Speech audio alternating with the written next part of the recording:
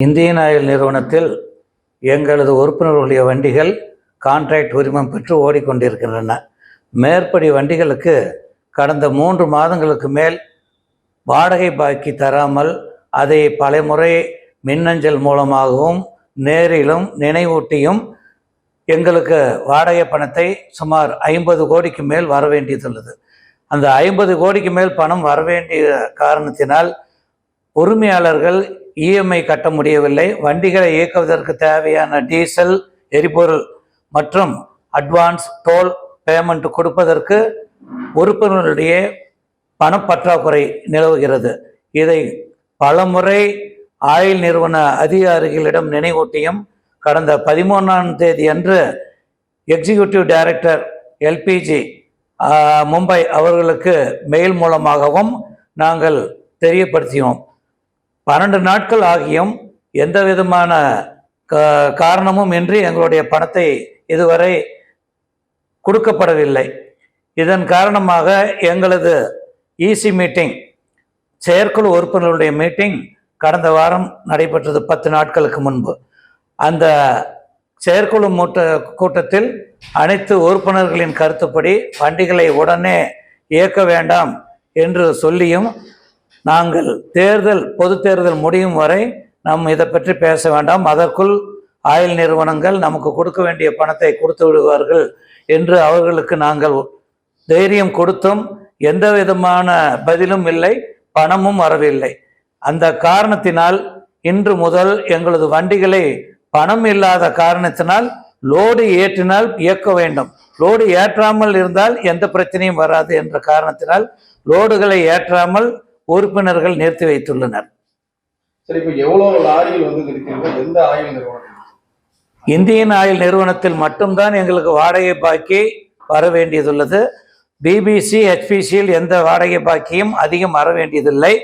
ஆனால் Indian oil நிறுவனத்தில் வாடகை பாக்கி என்பது எங்களுடைய பேங்க் கேரண்டியை கொடுத்தும் அவர்களுடைய பணத்தை பிடித்து வைத்துள்ளார்கள்.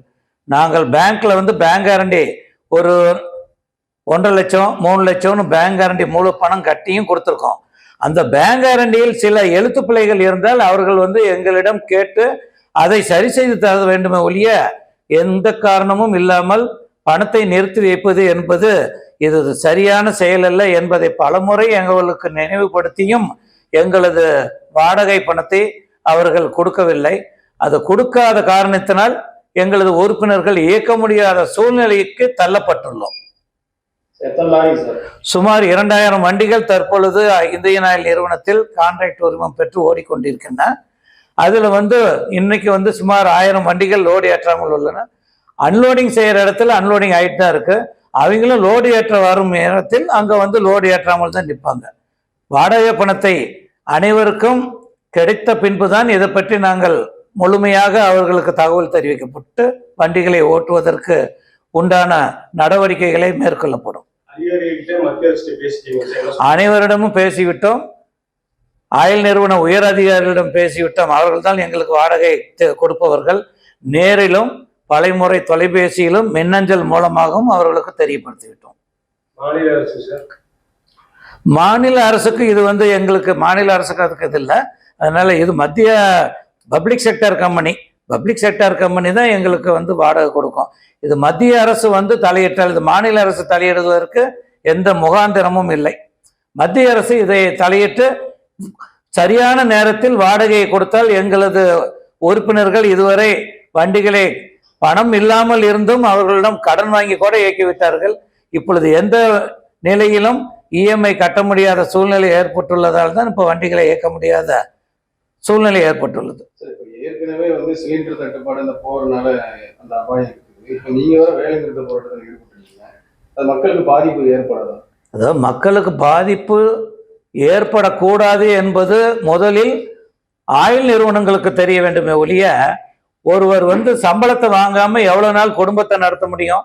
அதே மாதிரி எங்களுக்கு வாடகை பணத்தை கொடுக்காம நாங்க முதலீடு போட்டு 1000 கிலோமீட்டர் ஓட்டுறதுன்னா நாங்க 60,000 ரூபாய் கையில இருந்தாதான் வண்டிகளை இயக்க முடியும். இன்னைக்கு 1000 கிலோமீட்டருக்கு ஒரு ஊருக்கு லோடு கொடுத்தாங்கன்னா டீசல் 35,000க்கு டீசல் போடணும். அதுக்கு மேல டோல் கிட்டத்தட்ட 12,000க்கு டோல் கொடுக்கணும். அட்வான்ஸ் கொடுக்கணும். இது மாதிரி செலவுகள் குறைந்தது 60,000. அவர் 80,000 வாடகை வந்தால் 60,000 நாங்கள் செலவுக்கே போயிடும். அதுக்கு மேலே இஎம்ஐ கட்டணும்.